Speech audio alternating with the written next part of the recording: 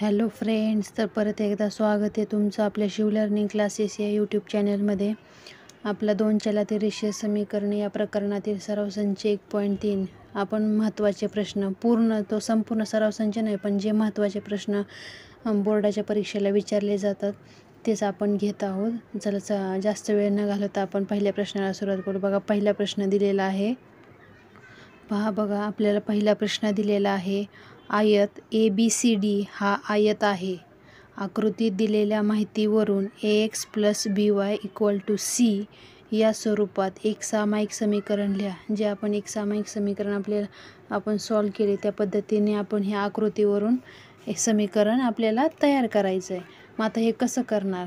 आकृतीवरून एक सामायिक समीकरण या फॉर्ममध्ये आपल्याला ते समीकरण लिहायचे. मग कसं करणार? बघा, आपल्याला आयताचा एक रूल माहिती आहे. आयताच्या काय असतात? समोरासमोरील बाजू समान असतात. मग आपण ते एक लिहून घेऊयात की एक वाक्य लिहून घ्या की आयताच्या समोरासमोरील बाजू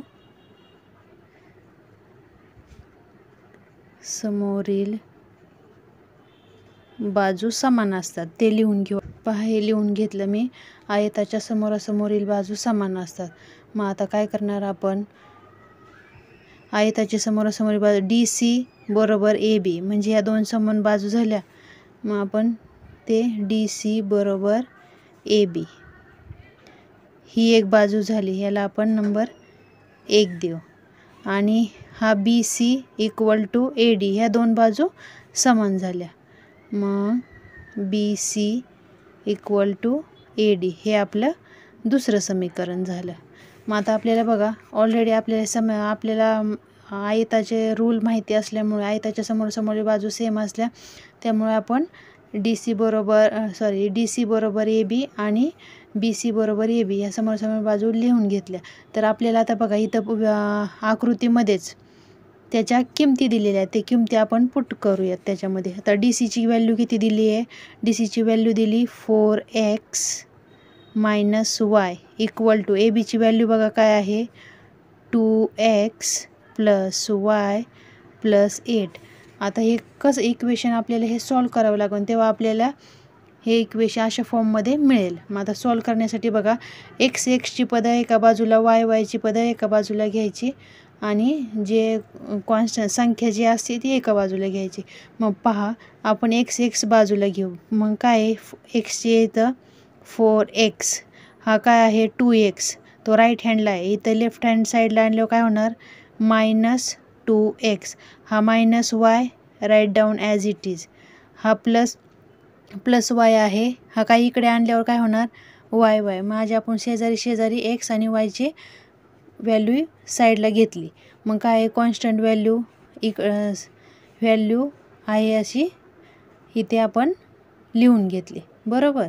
मग आता बघा, 4x - 2x किती येतात? 2x, बरोबर. -y मायनस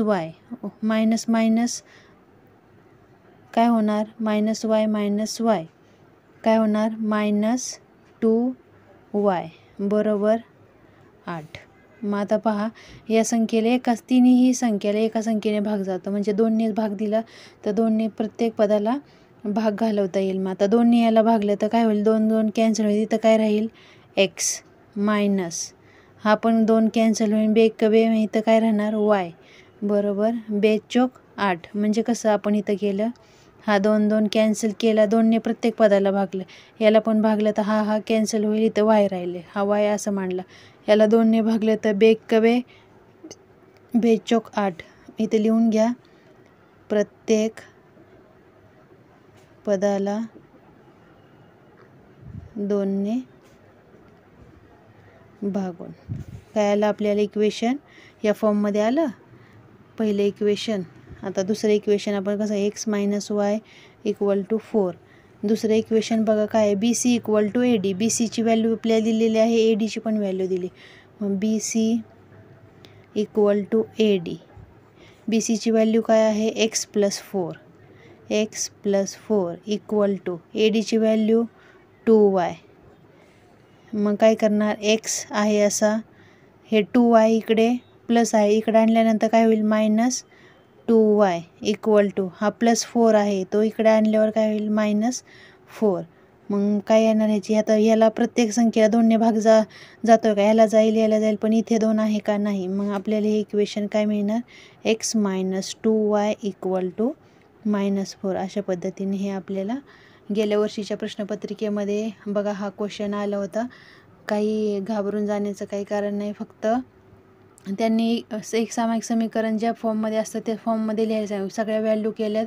आपण काय केलं, फक्त आपल्याला आयताचा रूल माहिती आहे, त्या समोर बाजू सेम असतात म्हणून आपण फक्त त्यात व्हॅल्यू पुटअप करत जायचे. x y y आणि जी सीची व्हॅल्यू असते ती आपण एका साईडला घेतली. मग त्या अशा पद्धतीने हे इक्वेशन सॉल्व करत जायचं, आपल्याला त्या फॉर्ममध्ये इक्वेशन मिळेल. ओके, तर आजचा व्हिडिओ आपला कसा वाटला कमेंटद्वारे कळवा. लाईक शेअर सबस्क्राईब करायला विसरू नका. असंच गणित शिकण्यासाठी आपल्या चॅनलला नक्की सबस्क्राईब करा. या चॅनलवर असेच नवनवीन व्हिडिओ रोज अपलोड होतील, तर नक्की सबस्क्राईब करा. थँक्यू.